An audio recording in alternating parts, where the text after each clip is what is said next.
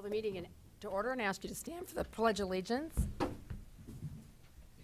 pledge allegiance to the flag of the United States of America and to the republic for which it stands, one nation under God, indivisible, with liberty and justice for all.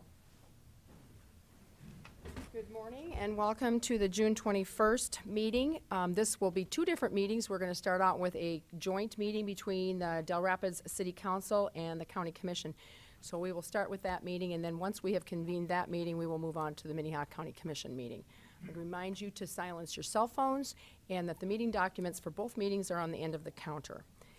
With that, I would ask for, is there a quorum on the Del Rapids City Council side? Okay, and we have a quorum on the City Council side. Would you please just give your names?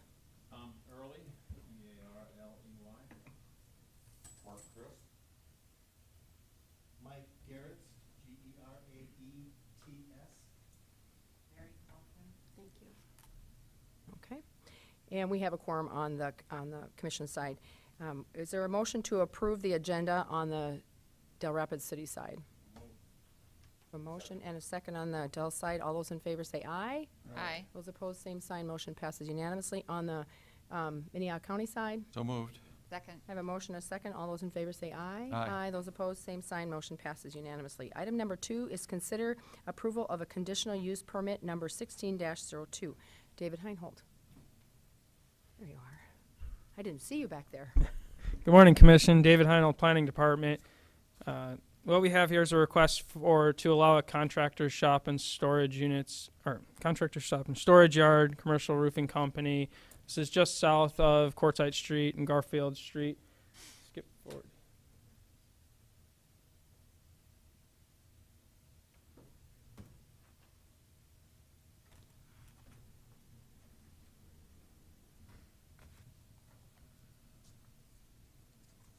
The property right here is for where the contractor shop or the commercial roofing company would be located at their conditional use permit request. The property owner, who both the applicant and the property owner who submitted the appeal letter, Edward Klein, owns property right here adjacent to that. It's a little cutout where it doesn't complete that full rectangle there, the red line there. Both of them were sent a letter last week. Of this meeting date and time to attend and express their concerns. The letter submitted concerns over potential drainage problems, which are related to a separate issue from draining water onto the subject property right here, and which was expressed that the letter stated that he wanted Mr. Klein wanted the new property owner to know that the drainage could not be changed in any way that would affect his property or the property to the west, who submitted the appeal letter. Going through some of the issues, there's a site plan that shows where everything is. The parking would be located on the north side. You'd have that. Quartzsite Street is right here, is a newly improved, or will be newly improved street in the city of Del Rapids. And then Garfield is over to the east of that. And then the building is contained as an existing building, so there would be no improvements on the property with the conditional use permit request as proposed by the applicant. And then the septic system would be located south of the property. It's just an existing use where the restaurant was. Fairly large system, so no improvements would be needed to that as far as what that system contains. Staff, or the Planning Commission, both the city and the county voted unanimously to approve the request. So this is, I'll go through any questions. I took some photos of the property, so if you want to go through those, if you have any questions, I'll be glad to answer them. David, could you read the legal description for the record, please? The legal description is Lot 4A in the northeast corner, north half, Lot 11, X south 160 feet, west 6 feet, north 460 feet, east 378 feet of Kennefic subdivision, section 16, township 104 north, range 49 west. Is that correct, Cindy? Okay. Are there any questions for David? Okay. Is there anyone who wants to speak in favor of this project? Is there anyone who wants to speak against this project? Seeing no one, is there discussion on either side? I have a question for David, if, Madam Commissioner Chair. Barth? David, the person appealing this says that he wants the new owners to be advised the present drainage cannot be altered. What is he talking about? Because doesn't that drain away from his land? Is he thinking that being on the top of the hill, that it will drain it towards him? So what the property owner who submitted the appeal letter, Mr. Klein, what I think he's referring to is the drainage. There's a previous issue in regards to snow piles being piled along the fence. If I go forward here, a picture which shows the location there. One more. You can see that in the background you have the white building, which is up on top of a hill, which is probably about 4 to 5 feet above the subject property where the request is. A drainage complaint was submitted as far as the current property owner or piling snow piles up against a fence and potentially creating drainage issues onto the adjacent landowner's property. What this is referring to is any future improvements in regards to changing or potentially altering the drainage pattern on the site in terms of if there was any parking improvements or potential building expansions that would have a negative effect on the adjacent landowner. Commissioner Barth, does So that answer your question? It does, but unless the applicant is bringing in, is going to jack up the building and bring in 30 feet of fill, I just don't see that the drainage is going to go uphill. Additional comments? Commissioner Bender? David, so if there were going to be parking lot changes, the kinds of things that you mentioned, would the applicant need to come back and get additional approval for those kind of changes? So if there was any major changes that were over an acre, they would need to go through the State Department of Environment and Natural Resources. For any area that would potentially affect more than an acre, draining more than an acre. So this property, for example, is about 3 to 4 acres. So the parking lot covers about half of that. So they already be over the acre requirement that's required to get a permit through the DNR for stormwater runoff, any drainage. Additional questions? I don't think there's any from the Dell side. I would look for a motion on the Del Rapids side. Move to approve. I have a motion. Second. A motion and a second to approve the conditional use permit on the Del Rapids side. All those in favor say aye. Aye. Those opposed, same sign. Motion passes unanimously. Minnehaha County side, is there a Make- motion? I'll make a motion to approve. Second. We have a motion and a second to approve. All those in favor say aye. Aye. Those opposed, same sign. Motion passes unanimously. I would look for a motion to adjourn on the Del Rapids side. And a second. All those in favor say aye. Those opposed, same sign. Motion passes unanimously. And a motion on the county side. So Move to moved. adjourn. A motion and a second to adjourn. All those in favor say aye. Aye. Those opposed, same sign. Motion passes unanimously. The joint meeting is adjourned. Thank you for coming. And with that, I will call the Minnehaha County Commission meeting to order. And the first order of business on the Minnehaha County side is a motion to approve the agenda. So Is there a moved. motion? Second. I have a motion and a second to approve the agenda. All those in favor say aye. Aye. Those opposed, same sign. Motion passes unanimously. Item number 2 is approve the meeting minutes from June 14, 2016. Is there a motion? So moved. I have a second. Second. I have a second. All those in favor say aye. Aye. Those Aye. opposed, same sign. Motion passes unanimously. Item number 3 is bills to be paid in the amount of $309,929.55. Pay the bills. Second. Comments on the bills? There was a very long list of election bills in this, pages upon pages upon pages, so kind of interesting to flip through. I have a motion, a second on the bills. All those in favor say aye. Aye. Those opposed, same sign. Motion passes unanimously. Item number 4 is reports. Item A is the Interlakes Community Action Partnership 2015 Annual Report. Item B is the Registers of Deeds reports of fees collected in May 2016. Those are both on file at the auditor's office. Item number 5 is personnel action.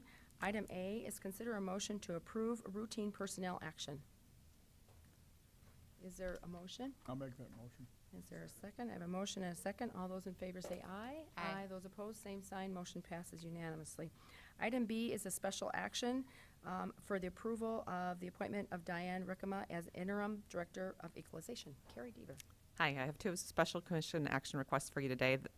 One, again, is for Diane Repkema to serve as the interim director of equalization. This is just during the recruitment period for the permanent replacement for director of equalization, and I'm asking for your approval of a temporary additional duty pay of $3,233.60 biweekly effective yesterday.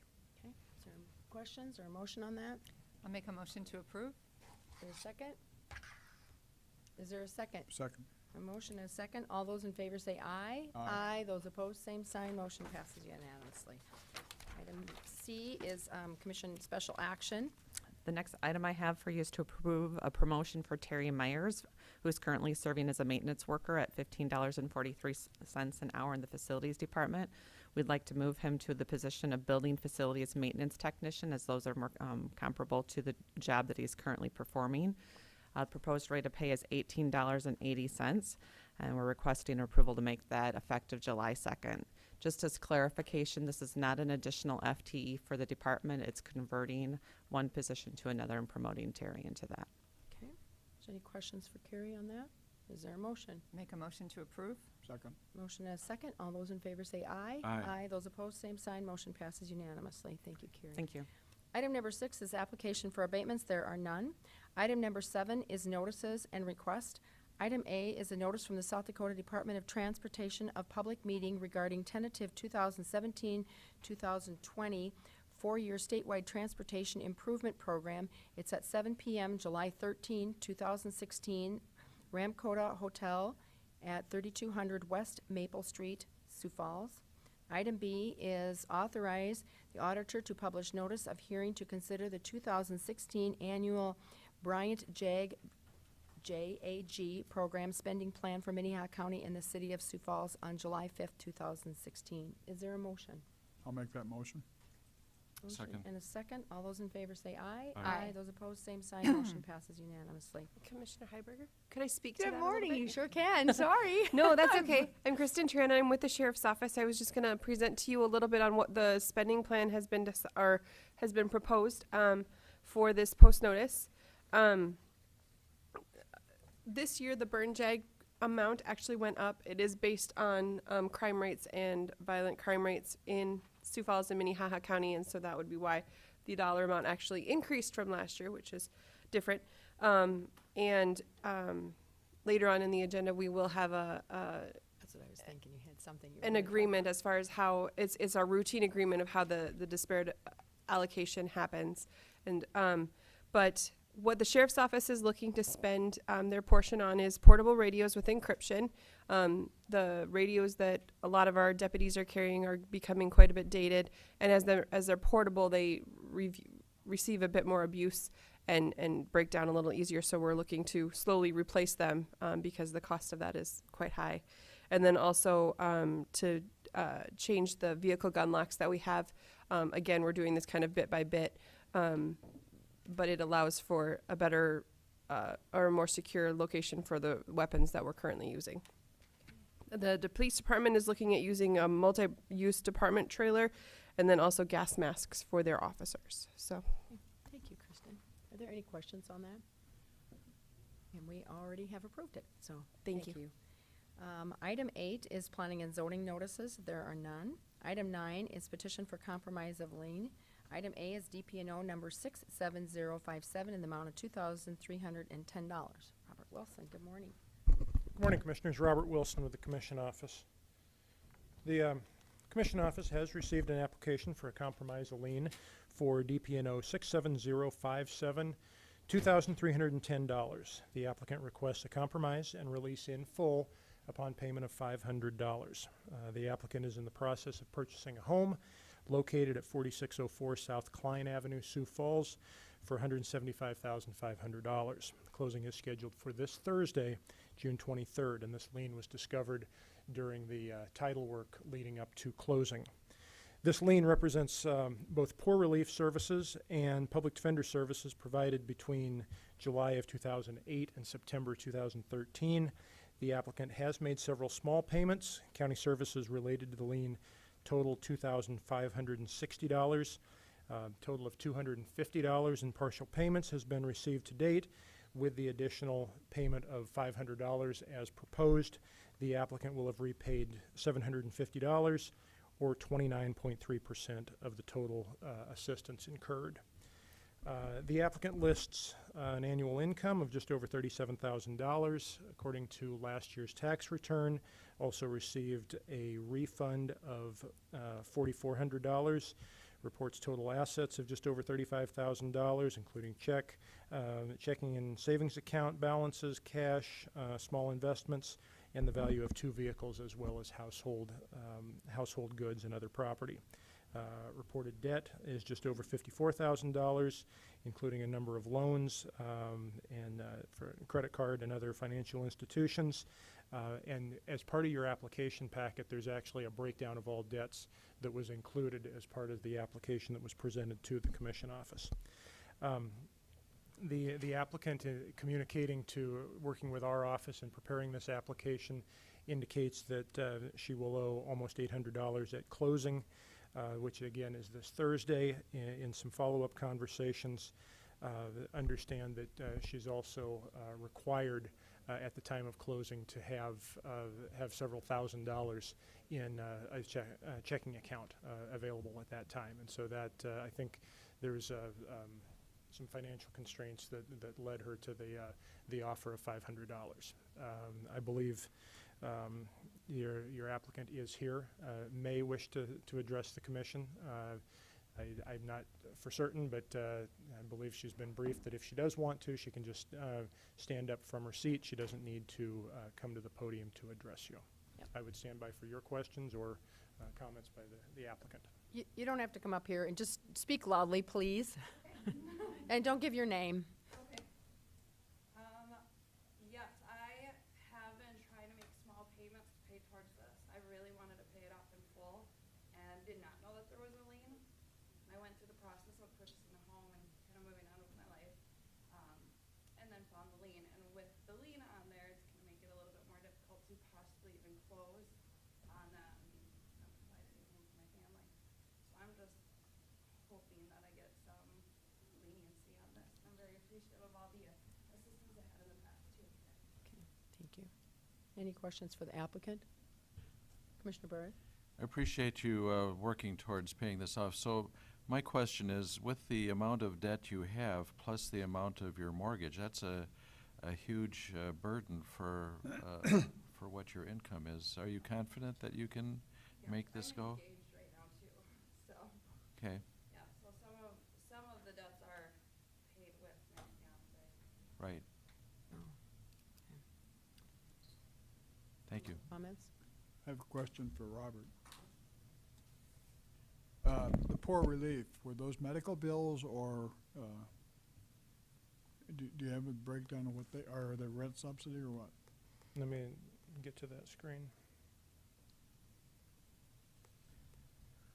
It is classified as poor relief, and that's provided in between 08 and 09, and then 13 as well. So I can't give you a more specific answer that it is poor relief, which would be Can I human direct services. the question to the applicant then? Mm-hmm. It was for rental assistance. Speak up a little. The assistance was for rental assistance. Rental. To pay my rent at the time.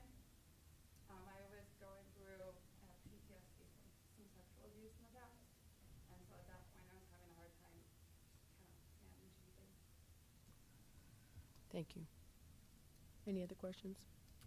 No, Madam Chair, I'll make a motion to agree to the $500 payment. And if I get a second, I'll comment further. Okay, is there a second? I'll make a second. I have a motion and a second. Commissioner Barth? I did have a concern that this was setting up the applicant for disaster by owing too much money.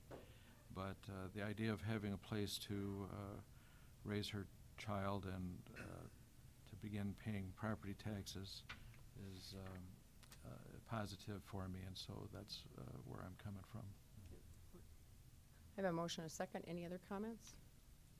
I will not be supporting it for what the reasons Jeff had originally. I'm concerned at the huge amount of debt there, and I don't think we'd be doing it in their favors, but I will not be supporting it.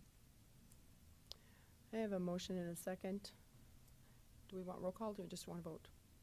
It's All right, roll Ms. call. Mullin? Roll call, okay. Commissioner Barrett? Roll call? Yeah, you just Oh. call it. Barth, Aye. Bender, Aye. Kelly, No. Hiberger. Yes, motion passes 3-1, so you're passed. Robert can help you with the rest of that if you need any more additional help on that. Okay, with Be that, on we'll just a move on to moment. DP&O number 29511 in the amount of $6,476.52. Yes, Commissioners, again, Robert Wilson with the Commission Office, DPNO 29511 in the amount of $6,476. This application was brought to the Commission Office. The lien is in the name of the applicant and her ex-husband. The applicant requests a compromise and release in full with no payment as it applies to her, leaving the full amount in the name of the ex-spouse. The couple was married in December of 1991, divorced in September of 1996. We have provided a marriage certificate and a divorce decree documenting both dates. After the couple was divorced, the previous balance was paid in full and there was a zero balance. Between 2001, 2007, additional county assistance was provided and added to this lien. The Commission Office has confirmed that all assistance after the lien balance was paid to zero. New assistance was provided solely to the ex-husband, and they were not married at that time. So we have provided for your review application, full summary sheet of the full application and financial information, and would look forward to your consideration. I believe any questions on this one would be more appropriate to State's Attorney's Office, simply because it's this is a matter of dates and when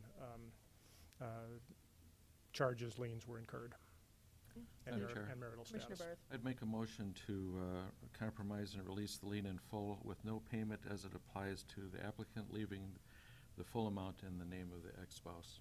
I'll second I that. have a motion and a second. Any additional comments? All those in favor say aye. Aye. Those opposed, same sign. Motion passes unanimously. Thank Thank you, Robert. Next is opportunity for public comment. If there's anyone who would like to speak about something that's not on the agenda, this is your opportunity time, and we would just ask you to keep your comments brief. Thank you. Almiron, 25935 469th Avenue, Sioux Falls. In 2010, I served as a member of the Drainage Task Force that put together the proposal which is currently in effect for the drainage ordinance. And since that time, there have been over 900 drainage permit applications. And the vast majority of those, 95%, have been approved through the planning and zoning and did not go to the drainage board. Only about 45 of these permits went to the drainage board. And so I think that's a testament to the success of the ordinance. And I also want to commend the commission in the sense that in a year like this, where we've had excess moisture early in the spring, the drainage operations that have been conducted have led to greater ease with respect to planting and more productive crop ground. And so that's a testament to your board and to the Planning and Zoning Office that less than 5% or 45 of these permit applications have come before your board for a decision. So I want to compliment you on that first, okay? So if there's any questions or comments, I would entertain that, but I want to go on to the second point, if I might, and that's with respect to some of the new signage that's taking place in the county. I think some of that is good. I mean, we end up with larger and more readable street signs, that sort of thing. I don't know what the cost was on that to either the county or the federal government. But I think there's another area that needs to be addressed, and that's the reflective post, that sort of thing that have been applied to some of the culverts in the townships. These have been placed in areas that are restricting the movement of snow, and I see some real problems as we move into the winter. I went to the township government, and they indicated that they were given a choice of a few years ago of either having the federal government pay for these, or they would later have to do it themselves. I think there's sometimes when we have to say no. I think this has been a waste of funds. People have been out there, of course, to mark the areas, and then we had the locates, and now they put in posts, which really probably are going to be removed by snowplows. Obviously, those people that designed this haven't been in South Dakota when we get 100 inches of snow. And unlike the city of Sioux Falls, we don't have an opportunity to move it off. We have to blade it to the side, and I see some real problems when that comes up. So those are my comments today. I thank you for your time. Thank you, Al. I appreciate those comments. DJ, did you want to have any response on them? I'm sorry, I've come down on the side with Al. They've just gone up, and Al and I lived in the same area. We have not spoken. It is overkill, and I know you have nothing to do with it, but it's like unbelievable. I can speak to it the at amount least of a little signs. bit. Sure. DJ Boothie, Highway Superintendent, and I heard part of the comments. I was over in the other room listening, but also talking to Sheriff Deputy. So I heard part of the comments. It sounds like there's some concern in one of the townships about the additional signage that's being placed as part of the countywide signing project. Culverts specifically. Along the culverts, yeah, but near the culverts. And so, again, that countywide signing project is a state project that they've coordinated with all of the counties in the state that wish to participate. And when when a county elects that they want to participate, they pass through that participation to the townships, or the eligibility to the townships, and the townships decide whether or not they want to participate. And the signing is governed by the Manual Uniform Traffic Control Devices, MUTCD, and that tells us where we should put signs, where we should not put signs, and that governs how we install our signage. And so the state's program that uses federal dollars, and that's why it's a 100% cost share, they install signage in concurrence or in line with the MUTCD, and they give us a few options on how many delineators we want going around a curve, for example, but there are certain things that we don't have an option on, and that would be like an object marker at an obstruction, which a culvert qualifies as an obstruction. And so those types of signs, they are required by the MUTCD, and every government agency in the United States needs to put those signs on their culverts, and so this project is installing those. There's a whole bunch of culverts out there in the United States, especially in rural areas, that don't have them up. Many of our township roads in Minnehaha County did not have those signs up. Some of our own county highway roads with culverts did not have those up. But because of this project, they're being put in because they are required. And so we acknowledge that there is a whole bunch of extra signage that was not there before, and we acknowledge that some people might not be happy with that, but they're required signs, and there's not a whole lot we can do about it. So because we agreed to be part of the program, we're getting the signs paid for. The alternative was not to participate in the program and then have to put them in at a later date at our own expense. And so I think it's good that we all participated in the program and we got the signs for free. It's unfortunate that we all have a lot of extra signs to take care of, but that's just a really quick summary, I guess, of the program. And if you have any questions that I could entertain, I would feel free to answer those. We have some additional. Siri doesn't know what that means. We have some additional, or we have the same concerns that the township has with snow removal. Those signs are relatively close to the edge of roadway, a few feet, and so when we blade off snow, with our wings especially, we're gonna be hitting a lot of those more than likely. And so, there's gonna be additional maintenance as a result of this program. But like I said before, the signs needed to be there, and they were gonna be there whether they put them in now for free or we put them in at our own cost later. Thanks, DJ. All right. I think Al has a comment, and I will allow you to have one more comment, Al.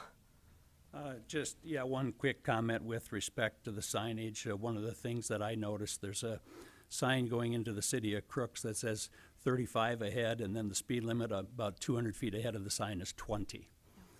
I know there's been a couple of mistakes that have gone back and repaired in our area, where it's okay, DJ. We'll make sure we take care of it. I'm sure that awareness is part of it, because they've caught a couple other ones with maybe a sign went up on a wrong spot. So awareness is part of it too. So Madam Chair? Commissioner I guess Byrd. I'd like to comment too on, thank you, DJ, for not reading that manual. But as to Al's comments, I think with the soggy spring that we had, it is clear that farms that had drain tile were able to be cultivated sooner and planted sooner. And the fact is that Minnehaha County is the number 5 county in the state of South Dakota for ag income. And most people think that we're a big city and nothing else. But if you look at the map, you can see that most of the county is rural. Most of the county is farming. And that's truly our business. We have the most farmers of any county in the state. It's true we have the smallest farms, but we're productive, and we're not the biggest county in land, but we're number 5 in the state in ag income. Thank you. Any other comments? Okay, with that, we will move on to regular business. Item number 10 is a public hearing to consider an application for a special events liquor license for Big J's Roadhouse at Blue Haven Barn located at 46594 268th Street, Sioux Falls. Olivia Larson. I'll read that since I took Well, the let's- license. I'll take Cindy Justman. The auditor's office received an application from Big J's Roadhouse for the special event license. They are requesting to sell alcohol beverages at a wedding on September 12th, 2016 at Blue Haven Barn. The property is legally described as Track 3, except number 1, Krell's Edition, Southeast Quarter, Section 36, Township 101, Range 51.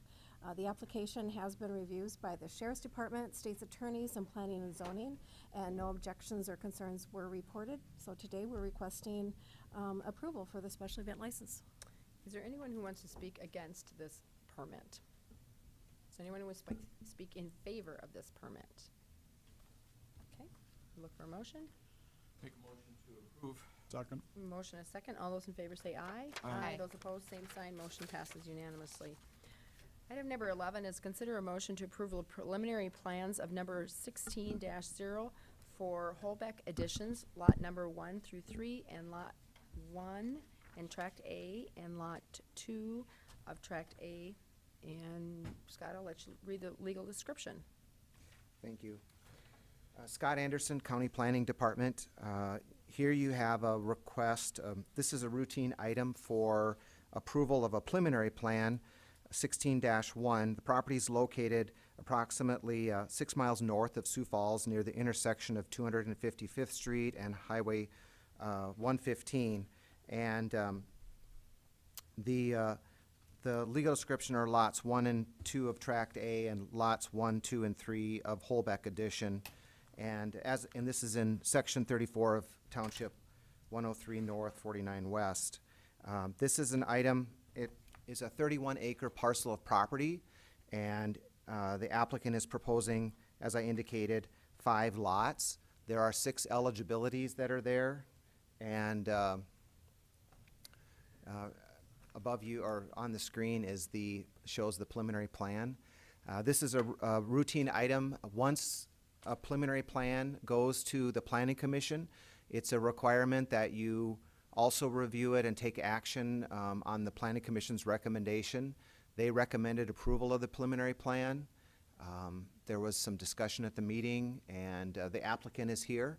I'd be glad to answer any questions that you have. The applicant has met all the requirements of the subdivision regulations for preliminary plans. And once the preliminary plan is approved, this would allow the applicant to bring a final plat, which would actually create the lots and would be recorded at the Register of Deeds. Okay, Are there any questions for Scott? Are there any questions for the applicant? Okay, is there a motion? Well, there's, I think there's someone appealing Okay, this. it's, okay, it wasn't listed as a public hearing. Is it a public hearing? This was not an appeal. Oh, sorry, I'm Okay. right. This was not an appeal. It's just a requirement that a preliminary plan, once the planning commission takes act, or makes a recommendation, it comes to you for final action. I'll Okay, make that motion. okay, the motion, is there a second? I'll second it. Second, did you want to speak in favor or against, or? I'm very much opposed to this. You may, I'll give you the opportunity to speak. We have a motion and a second to approve, but if you'd like to speak, you have to give your name and your address. Sure. Name is Tony Lee. I reside at 47563 255th Street.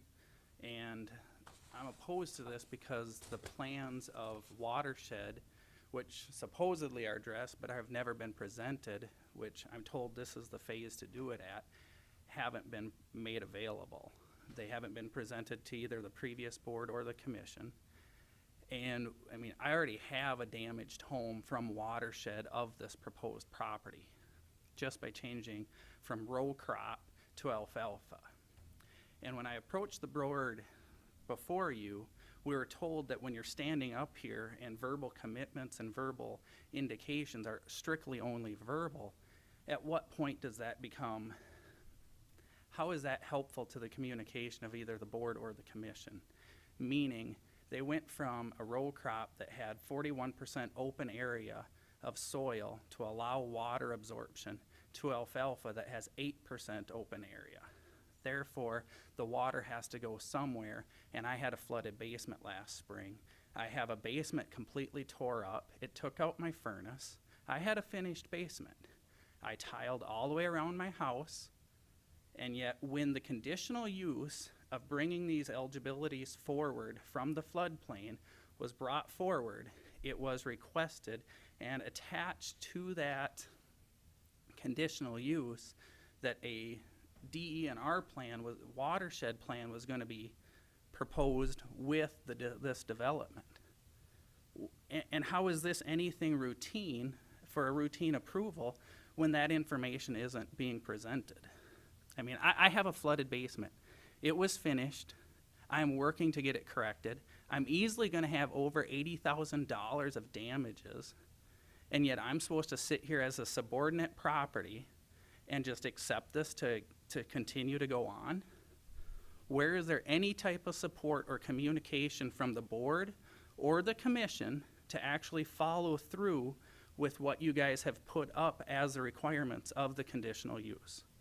There is no conduit for what the commission puts forth to follow that piece of property from owner to owner to make sure that the requirements put forth are actually adhered to. And that's really my point, is I need to actually talk to planning and zoning, because I am a subordinate property, and reading through the drainage ordinance, if you would, I have rights, and my rights have been violated. But as a commission, what are your rights when you make a conditional use approval to actually follow through on what was laid out? Scott, do you want to respond to that? This is a preliminary plan, and so I think we have a whole lot farther to go yet before we get to.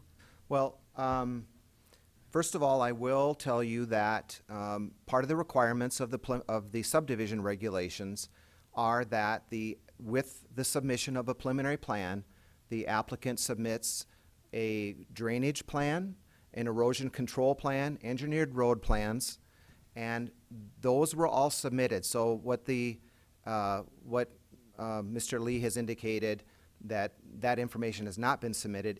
It has been submitted. It's part of the plan. That was reviewed by the Planning Commission. And these are engineered plans, which you rely on the engineer to know how to move that water back and forth.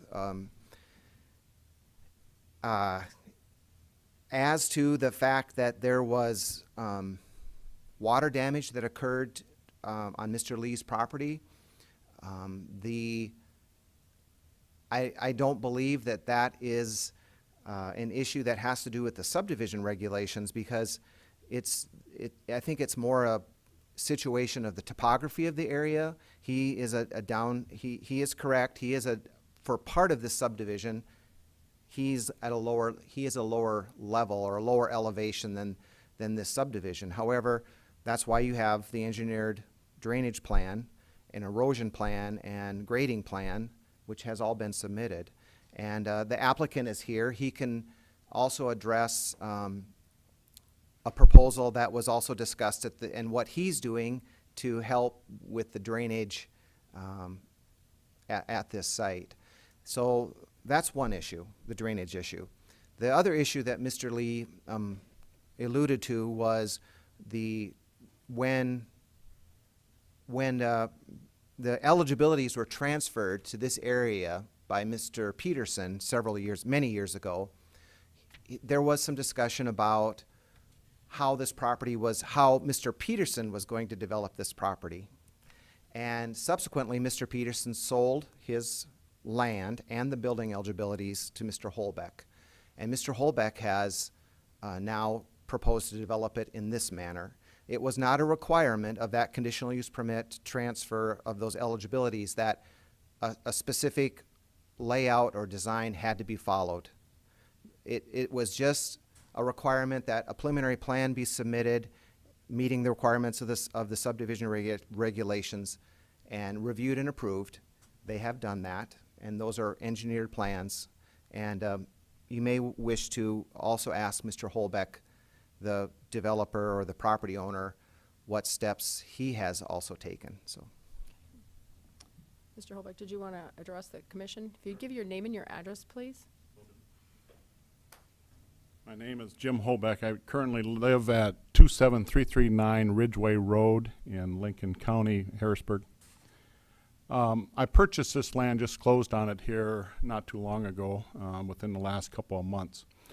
And when I bought the land, I bought it with 6 eligibilities, which were transferred years ago. I had nothing to do with any of those transfers. It followed all the rules of which you guys require that eligibilities can be transferred for. So when I bought this in good faith that the eligibilities were there and that I could develop this land, there was nothing else in writing that told me that I had to do anything different than that.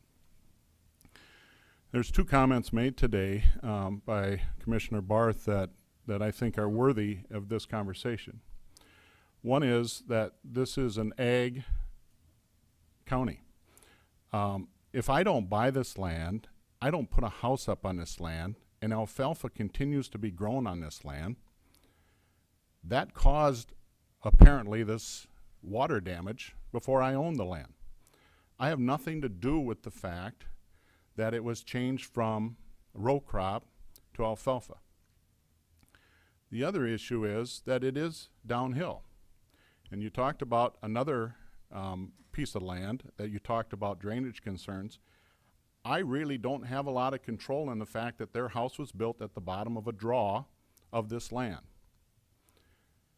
Now, what I have offered to do to help in this situation at my expense, which could have been done by the landowner, Tony Lee, but I decided that I'm going to try to see what we can do to help him out, and I decided that I'm going to put a berm across the back of his property, of which that would direct the water that comes down this draw currently into his yard and move it to the ditch of the road that we have engineered to put in. I think that addresses the drainage. I'm doing it at my expense.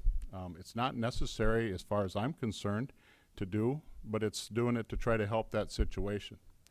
But I think a lot of what the concerns that were brought to you are past concerns. And I'm a little disappointed to hear that he's totally opposed to this development, because I don't know what this development does any different than what's existed in the past. Thank you, Jim. Any And I'll questions take for Mr. Holbeck? questions if you have any. Okay. Any other comments? I have a motion and a second to approve the preliminary plans. If there's no more comments, I'm going to ask for a vote. All those in favor say aye. Aye. Those opposed, same sign. Motion passes unanimously. Okay, item number 12 is authorize the chairman to sign the 2016 agreement for middle school diversion officer and the disproportionate minority contact coordinator in the amount of $65,243 between Minnehaha County And Lutheran Social Services of Sioux Falls, Jamie Grevitt. Except for Jamie's not here, so we have Aaron. No, Good good morning, Aaron Surska, Minnehaha County Commission Office. I'm here on behalf of Jamie. He had to go up to a commission meeting up north to talk to them about some different things. So we're here today asking for permission to enter into contract with Lutheran Social Services to provide 2 services. One is a diversion program for kids who are diverted out of the justice system, and the other is to provide disproportionate minority contact coordination and staff work for our community. It's one of the JDAI 8-course strategies that we've been implementing over the last 5 years. The deliverables from the contract include completion and implementation of a work plan specific to racial and ethnic disparities in our community, to organize staff and facilitate monthly DMC work group meetings and monthly coalition meetings, to complete a grant that is awarded to our area every year to specifically address this, to plan and organize a yearly conference, and to plan and organize trainings for our community regarding this issue. So if there's any other questions or anything, I'm asking for. The DMC, or not the DMC, this position already existed. It's just an expansion of duties because of the way things have changed with JDAI. She's had less students in the diversion program, and it's a good fit to put the coordinator position with that, correct? Yeah, we are able, what we're able to do because of some of the Senate bills and the changes in the law that have occurred, our numbers of youth through diversion programs have decreased over the last 6 to 8 months. So what we're able to do is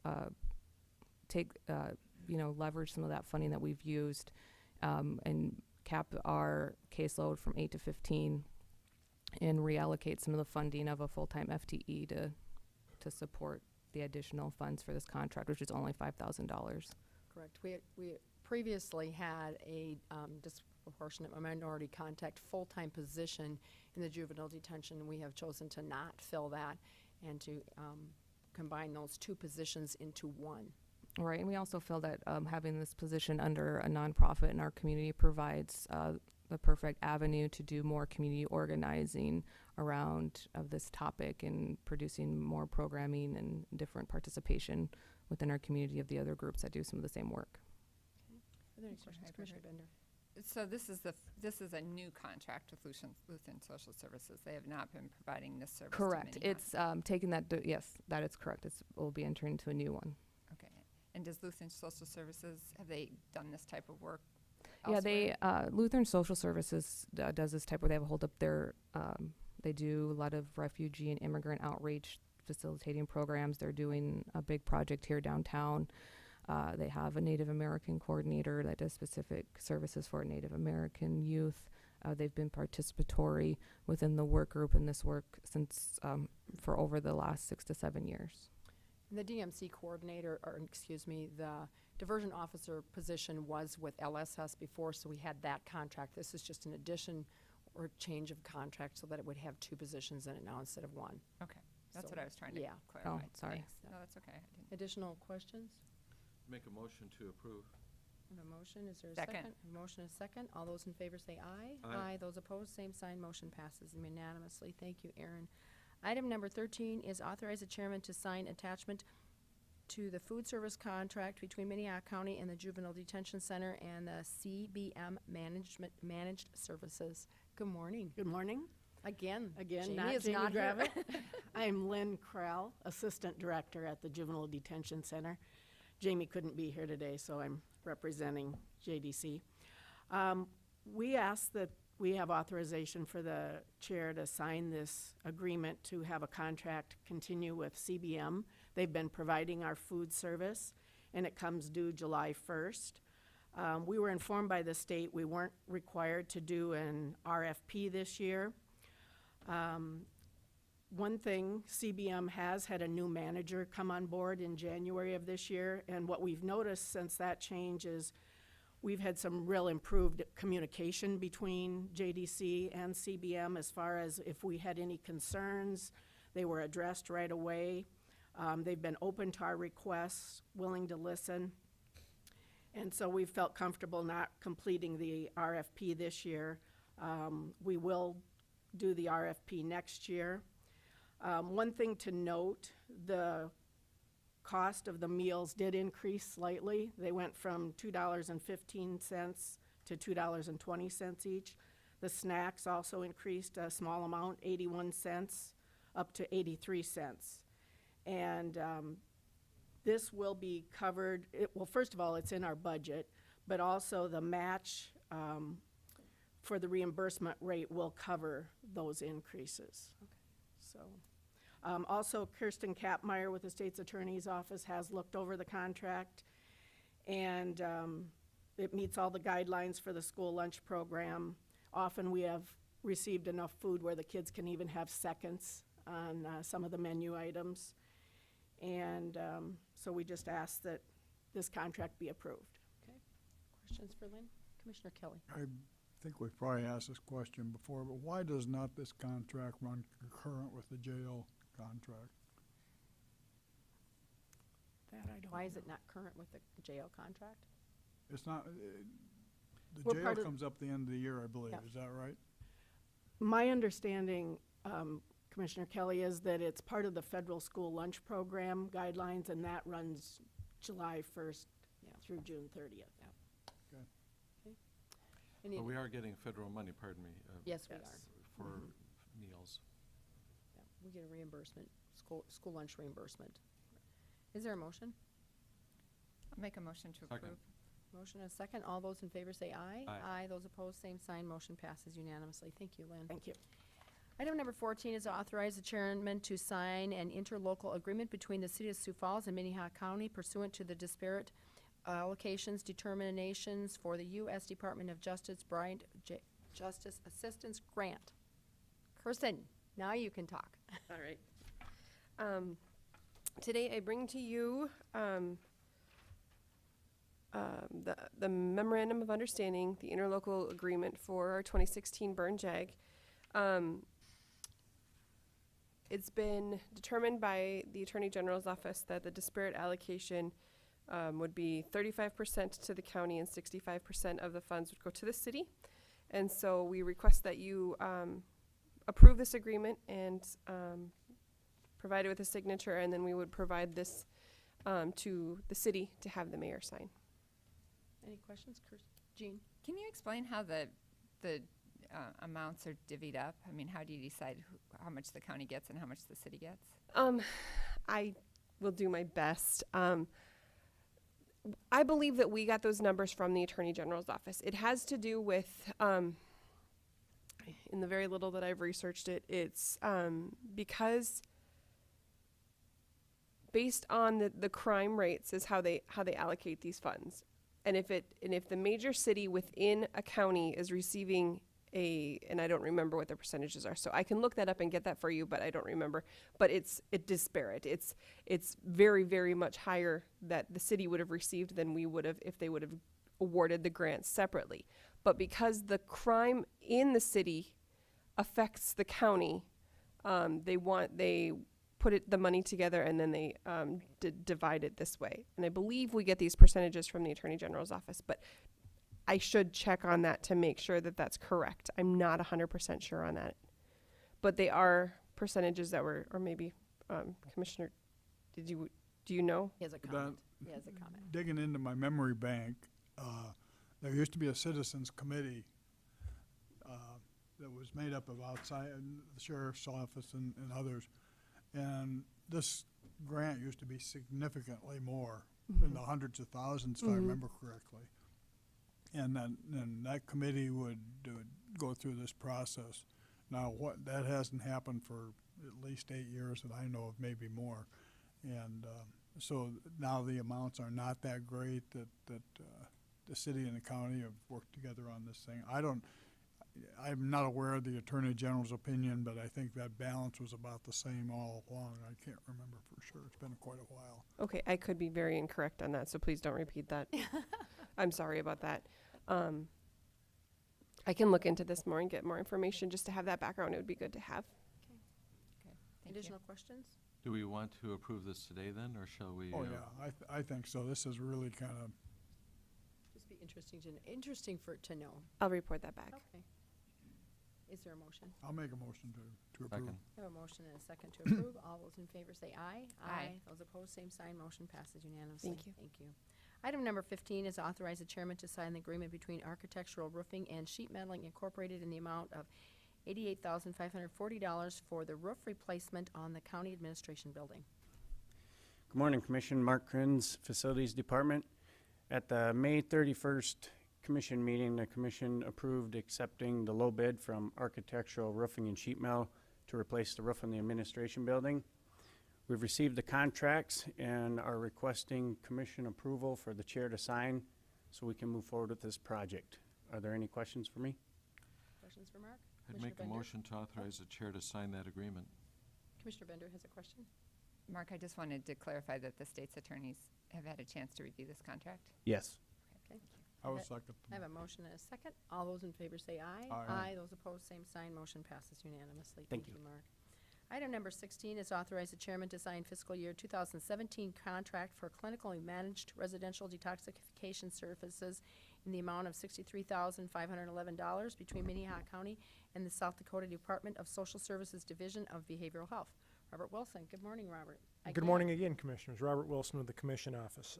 As you know, there's been a long-standing arrangement where the county does receive state funds to provide clinically managed residential detoxification services.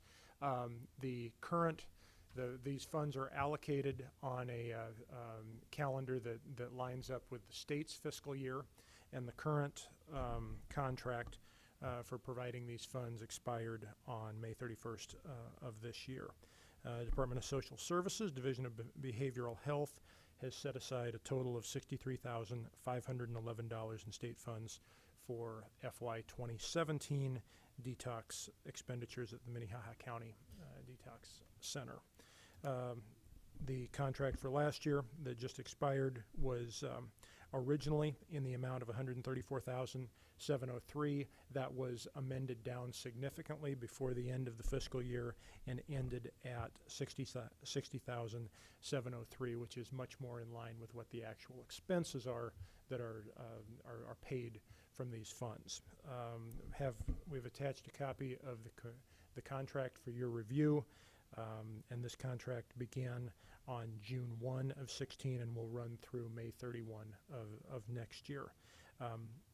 And I, just in chatting with staff this morning before this issue, I believe even at that current 63,511 number that we have a number lower than that budgeted in for next year for use of these funds. So this is a number that is understood to be what more than sufficient to what will be required from these funds. Questions? Commissioner Barth? Robert, so are we talking about money to support the sobering center? Is this the money that we're talking about, or because it seems to me like we've not actually solved the issue of people drinking too much and stuff, and so reducing the amount of money we spend on detoxification seems preliminary or premature. You know, I know Carrie Benz with Human Services is here, and I don't know that I can go too deep into the weeds for you as far as if this stream is going towards the traditional detoxification program that you still have, which serves fewer people but still exist, or the sobering center, which is now also an important component of this. It's the difference in funding where we saw the decrease that had a lot to do with the bringing the sobering center online, but it's all part of the services that we do provide and allocated based on use on previous years and expectations and forecasts of what will be required. Yep. Commissioner Kelly? The sobering center, Carol, correct me if I'm wrong, sobering center is the sheriff's deal. And I think they cooperatively work with whoever the people that run the detox are, but basically, it's a sheriff's deal located right next door, obviously, to detox. And I think these state funds go purely to detox. Yes, this is detox, and this is treatment. This is not just taking care of somebody who's intoxicated and sobering them up or making sure they're safe for a few hours and heading out. This is about treatment, which is what detox is a residential treatment facility. And it's made significant differences in population. Yes, well, our numbers are much lower because the revolving door people you no longer see coming in. And this really corrected the numbers that we had coming in and also corrected what we were billing off for.